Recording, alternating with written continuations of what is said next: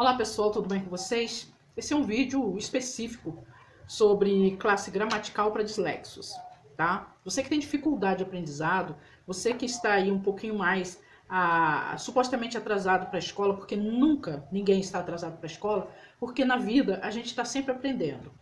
O mundo, ele estabeleceu uma forma de aprender para que a gente fique dentro do padrão acadêmico. O que é o padrão acadêmico? É dentro das regras que o mercado de trabalho vai nos absorver ou não, né? Vai depender muito. Então, se você para de estudar, sua vida não acabou. Você só vai ficar um pouco fora de um determinado padrão para se adequar à absorção do mercado de trabalho. Mas significa que você vai ficar pobre? Não, às vezes não. Às vezes você, dentro de algum mecanismo, você consegue, com a sua força de vontade, fazer determinadas coisas e superar em questões de autoestima, questões financeiras. Porém, fica sempre aquela coisa assim, em aberto. Desculpa, gente. Fica uma coisa em aberto, né? Aquela coisa em aberto, o que é? É assim, eu não concluí os meus estudos. E aí você tenta, você entra para inscrição para fazer essa certificação do Enseja, que é para jovens e adultos, para as pessoas que por algum motivo tiveram que parar, né? Então, se você está dentro desse enquadramento, nós temos aí o vídeo da redação para dislexos ou para pessoas que estão muito tempo sem estudar, uma forma, não importa o tema, você vai conseguir desenvolver bem. Então vai ficar aí na nossa descrição, nos cards, tá, gente? Outra coisa é, nós vamos falar sobre classe gramatical e assim de uma forma bem simples, bem direta para vocês. Bom, o que é classe gramatical, né? A nossa linguagem, ela é estabelecida por normas, por regras. Todos os países que falam a língua portuguesa, eles têm uma norma de palavras, né? De uma gramática, embora existam questões regionais. Até aqui dentro do Brasil, na verdade, nós gostaríamos muito que o nosso idioma se chamasse idioma brasileiro, né? Mas, infelizmente, nós não conseguimos fazer esse movimento internacional e estamos nós aí falando português. Bom, dentro do nosso país existem as diferenças, né, do próprio dialeto, e nós temos muitos outros dialetos.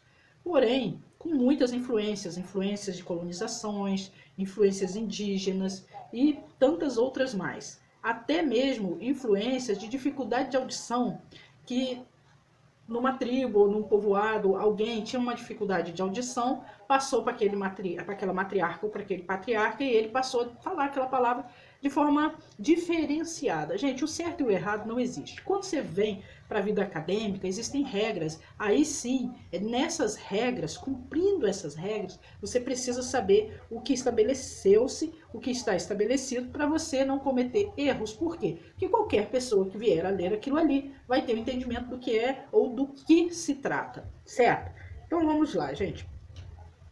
Eu quero falar, a princípio, o que praticamente comanda a nossa linguagem, né? Que são o grupo, né? É o conjunto de determinadas palavras que vão determinar o sentido de tudo que nós falamos, tá? Isso chama classe gramatical, tá? É o que a nossa gramática nos dá para quê? Para que nós possamos identificar e saber dar sentido a qualquer texto, né? Então, são 10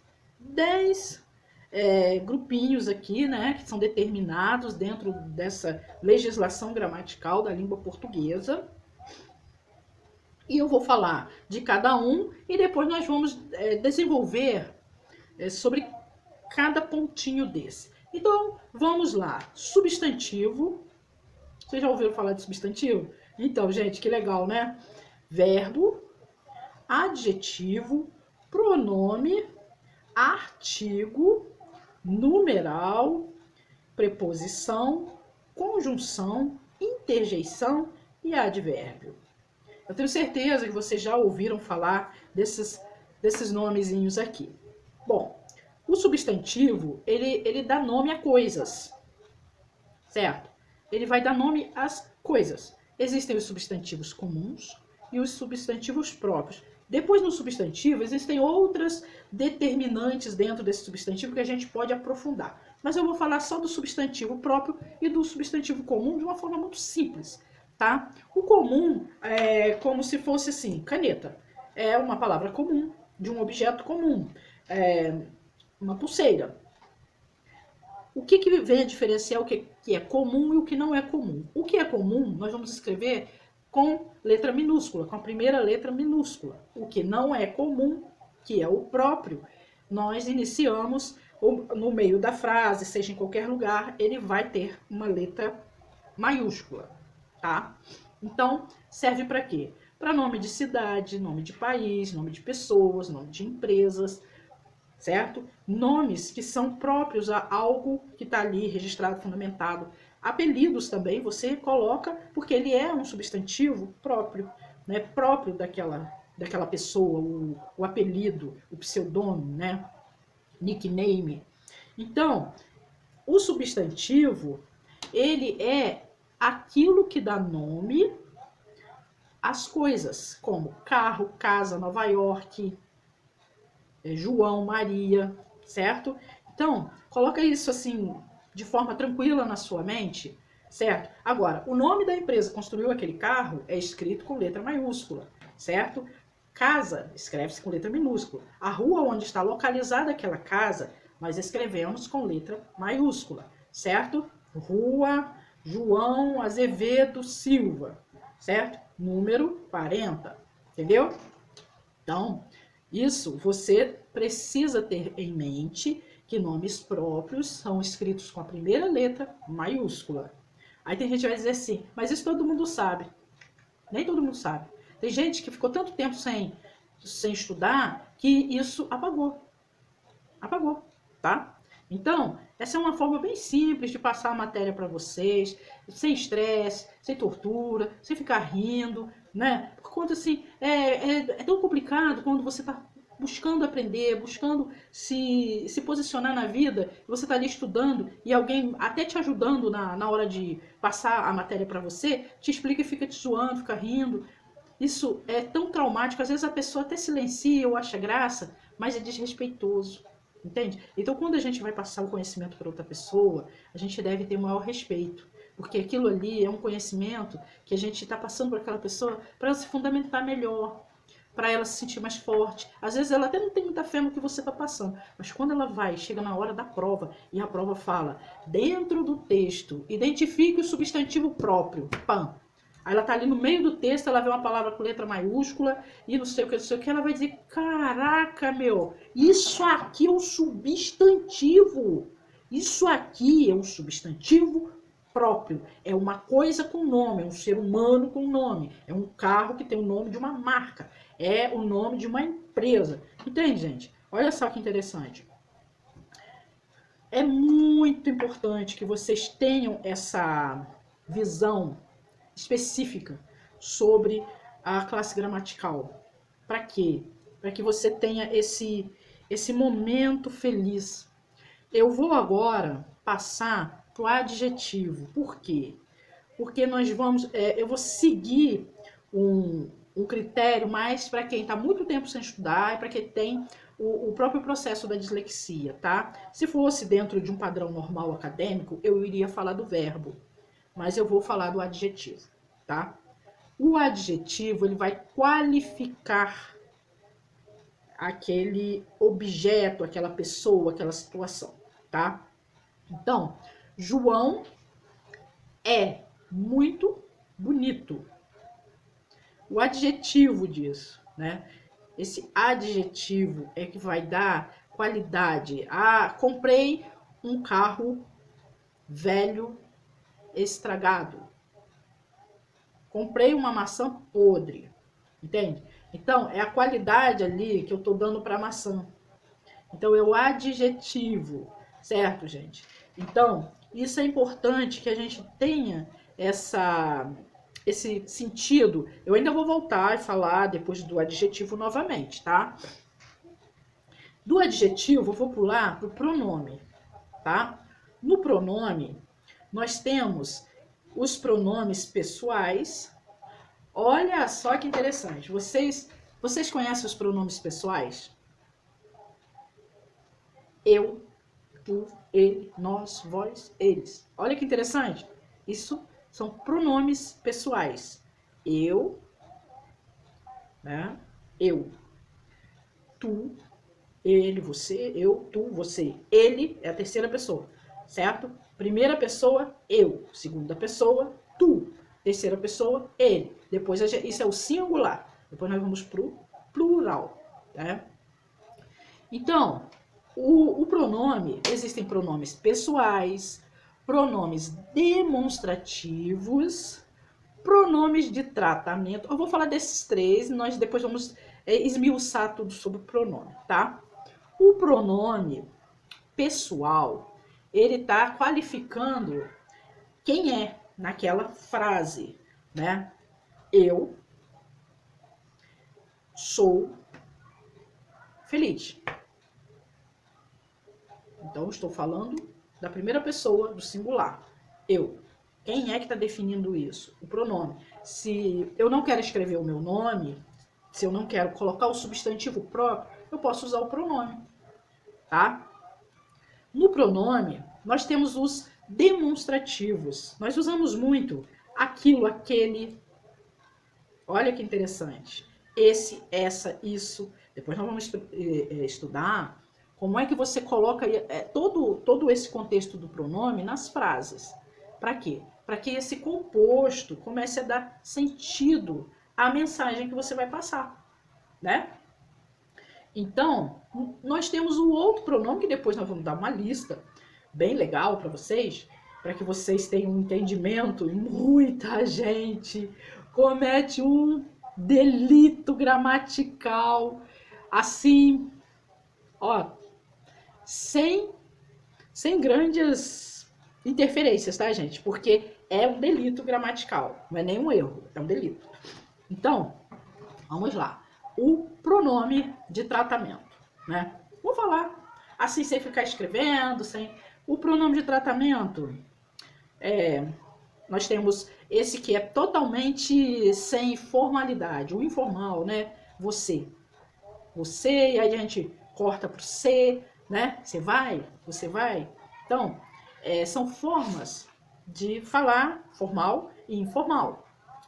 E também na forma de tratar. O tratamento, ele vai identificar o respeito. Nós temos que ter um pensamento muito legal, assim, numa situação, é que pronome de tratamento não é substantivo. E quem usa pronome de tratamento achando que ele está substituindo o substantivo são pessoas com autoestima muito distorcida e baixa, tá?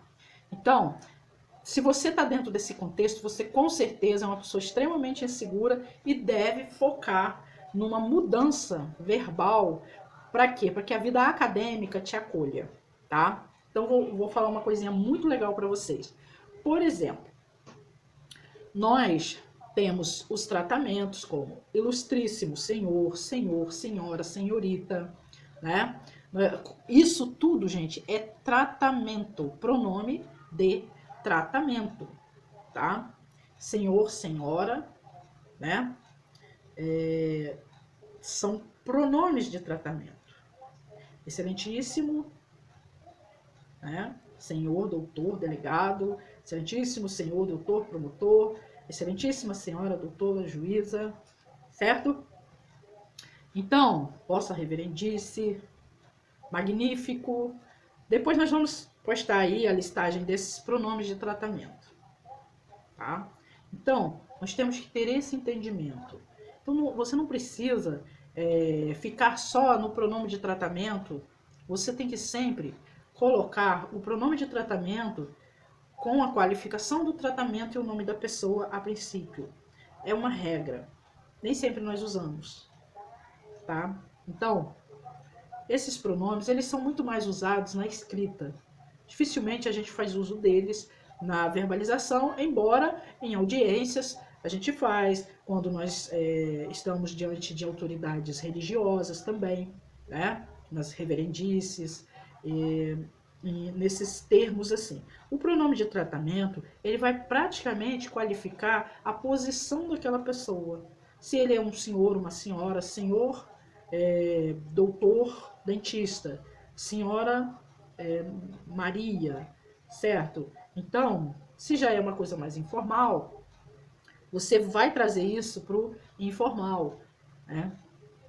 É importante que vocês tenham esse sentido do pronome. E outra coisa, gente, pare de desqualificar as pessoas no meio profissional. Eu conheço muitas pessoas que conversam dentro de alguns termos com profissionais, então, pelo fato dele estar sempre lidando com aquele profissional, ele esquece da autoridade a ele confiada. E aí passa a chamá-lo diretamente pelo nome. E isso você pode receber uma dura, uma chamada numa situação de momentos de transição ou num momento que tem muitas outras pessoas vendo. Por exemplo, às vezes você conhece determinada pessoa, não tão intimamente, e essa pessoa acaba ganhando para deputado, sei lá, senador. Então, eles se tornam o excelentíssimo, excelentíssima, entendeu? Então nós temos que ter esse entendimento do Vossa Excelência, tá? Na hora do tratamento, se você, mesmo que seja seu amigo, mas se você estiver dentro de uma reunião onde tá todo mundo ali dentro de um contexto peticionando e tal, então, por favor, tá, gente? Use isso, porque isso passa respeito de você com o outro e também um respeito acadêmico para você, certo? Eu quero falar um pouco também sobre o substantivo próprio e sobre alguns substantivos que as pessoas também pecam muito, e isso em algumas situações torna-se bastante problemático quando você vai trabalhar redação ou quando você está estudando e que você está ali já redigindo muitos textos, fazendo determinadas melhorias no seu contexto de escrita, tá? A vida informal ela é super legal, mas nós temos que também pautar a formalidade em algumas situações. Para quê? Para que isso não venha trazer conflitos futuros para nós, tá? Gente, isso aqui é aula de gramática específica para quem está muito tempo sem estudar e para aqueles também que têm a questão da dislexia, tá? Então eu vou levando a aula de uma forma onde a absorção fica mais íntegra para quem tem essa conduta mental diferenciada, ok? Então, por exemplo, existem muitas pessoas que tratam os outros pela posição que ele está ocupando naquele momento. E nós temos que ter muito cuidado com isso, tá? Temos que ter muito cuidado, por quê? Porque tudo é transitório e principalmente essas situações são transitórias e não são aceitas em termos de grandes empresas quando ficam sabendo que você tem essa conduta de chamamento, tá? Isso é um fato, viu, gente? Não é assim, eu estou inventando, não. É fato mesmo. O que acontece? Existem pessoas que acabam por chamar os outros dentro dos substantivos, não pelo nome próprio, tá? E acabam tomando determinados problemas na sua própria conduta profissional, na sua conduta de vida diária, isso atrapalha. Por exemplo, se você tem sua cunhada, seu cunhado, né, seu sobrinho, você pode até dizer, ah, aquele ali é o meu sobrinho, tá? Mas você deve chamá-lo pelo nome, pelo substantivo próprio ou pelo apelido que também é o substantivo próprio. Você não chama assim sobrinho, irmã, entende? Sogro, só sogro. Nunca qualifica a pessoa pelo nome. Isso é falta de respeito. Você deve qualificar a pessoa pelo nome. Marido. Ô marido. Não é assim, tá, gente? A pessoa tem nome, deve ser qualificada pelo nome. Sabe por quê? O nome é uma coisa sagrada. Além dele ser um substantivo próprio, que ou você chama aquela pessoa pelo apelido que ela disse, ou pelo nome social, então é nome, tá? Então, assim, você não vai virar e chamar assim, cunhado, cunhada. Ah, cunhado, cunhada. Entendeu? Você pode até numa brincadeira fazer isso, mas na vida em geral, as pessoas têm nome. E nós devemos respeito à energia sagrada de cada pessoa. Então, esses substantivos de qualificação da posição que ela está ocupando ali, de alguma forma, né? E aí as pessoas ainda vão e colocam lá uma posse, né? Que é o pronome possessivo, que é assim, meu primo, Aí ele só chama de meu primo. Aí ele só chama de minha cunhada. Nunca dá nome. Entende? Isso são erros de personalidade mesmo. Porque você fica se qualificando e qualificando o outro dentro de uma proporção do qual você não o qualifica com o nome próprio. Isso é uma falha, tá? É uma falha onde significa que você não fez um profundo estudo, né? Não estudou muito na sua vida, não leu muito na sua vida. Se leu, não foi conduzido dentro da leitura por um profissional. Então, é muito importante você estar ali. E se alguém, vamos supor, você tem lá 50 anos, você tem uma filha, né, que tá ali mais jovem e tal, aí começa a namorar uma pessoa, aí a pessoa chega lá e fala assim: oi, sogro. Beleza. Mas você já coloca, você ali, você presta atenção. Se ele começar só a te chamar dessa forma, você pode chamar essa pessoa e falar: olha, nesse momento eu estou nessa posição na sua vida, porém, eu tenho nome próprio, tá? Então talvez você não tenha aprendido isso na escola, mas a gente não deve chamar as pessoas assim. Isso não é uma forma. Eu, na posição que eu ocupo, na regra familiar, social, eu estou nessa posição na sua vida. Mas eu tenho um nome, eu tenho um apelido, eu quero ser chamado assim, tá? Porque isso vai passar informações de respeito, tá? Se você pratica isso e não sabia, procure se organizar, procure se conduzir melhor. Às vezes você fala assim, cara, tem uma porção de coisa que não tá dando muito certo na minha vida, as pessoas, elas olham pra mim e acham que eu sou uma pessoa irresponsável, que eu não passo confiança, que tudo que eu falo não tem muito valor. Então, comece a organizar a sua linguagem. Sabe, montar o seu classicismo na linguagem. Quando você começar a ter o entendimento, né, de quem é o substantivo, de quem é o verbo, de quem é o adjetivo, de quem é o pronome, em qual momento você vai fazer uso dele, de quem é o artigo, por que o artigo tem o artigo definido, indefinido, né, o numeral, o que é isso, gente? Então, as interjeições, quando você entra dentro desse contexto, você vai ter outro entendimento da sua própria conduta verbal e também de como conduzir a forma de conversar com as pessoas, de como você pode trabalhar, mesmo de uma forma mais informal, mas que você passe para as pessoas uma conduta respeitosa. Já viu quando uma pessoa fala assim, fala, pô, tá ali, ó, pô, lá, ó, e aí, cunhada, e aí, pá, tá, beleza, fechamento, não sei o quê. Mas se você, até brincando, né, numa coisa informal, você faz isso. Só que no momento onde você se posiciona, que você diz, opa, tudo bom, João? Aí outra pessoa fala, quem é o João? João é meu cunhado. Meu cunhado, meu amigo, meu cunhado, pessoa legal, tal, a gente torce pro mesmo time, não sei o que, não sei o que. Pronto. Você já mudou a sua conduta. Você já viu que até a tua coluna vertebral alinhou. Entende? Então, você pode ter alegria e ter classicismo.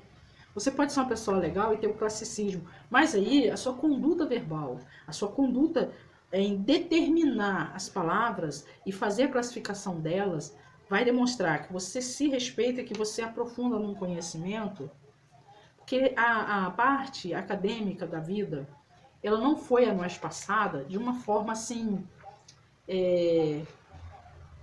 por amor. A escola, ela é muito mais uma obrigação. E quando a escola passa a ser uma obrigação, qualquer coisa dita ali se torna um terror, um horror. Entende? E às vezes você precisa lidar com aquela realidade com pouco tempo, ou com uma vida muito triste, com grandes perdas, com dificuldades financeiras. E aí você escuta o professor falar, substantivo. Substantivo.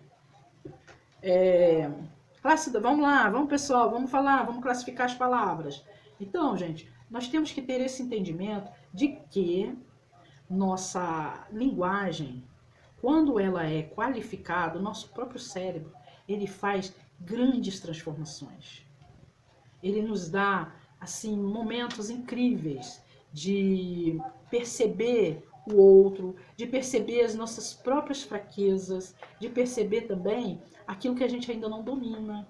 E se você também faz parte do grupo de pessoas com a dislexia e às vezes você tem a dificuldade de captar o ensinamento, de captar o aprendizado, não se julgue mal, não permita também que os outros fiquem zoando você, dizendo que você tem dificuldade de interpretação, tem dificuldade de escrita, tem dificuldade de rapidez para algumas coisas e outras não, sabe? Não se prenda a isso não, entende? O aprendizado, ele é devagar, é lento, ele vai te qualificando. Organize a sua postura. Nós todos estamos juntos caminhando para um aprendizado melhor, para uma vida melhor. E sim, quando nós aprimoramos o entendimento de cada palavra que sai da nossa boca e de cada palavra que a gente escuta da boca dos nossos irmãos nessa terra, isso tudo faz mudanças consideráveis no nosso caminho, na nossa conduta, na nossa passagem aqui na Terra, tá? Nós voltaremos com outro vídeo fazendo um complemento mais técnico sobre a classe gramatical, tá? Eu espero que você tenha gostado, que tenha tocado o seu coração essa nossa aula de uma forma simples, tranquila, amigável. E se você achou interessante, se você quer que a gente trabalhe outros temas, focando aí nos processos de dislexia para adultos, nós estamos aqui para isso, fazendo esse trabalho e levando essa forma mais direta para aquele que tem a dificuldade de lidar com todo o processo de aprendizado. Muito obrigado por assistir esse vídeo. Se você achar legal, se inscreva no nosso canal, dê seu like, tá bom? E compartilhe. Um abração.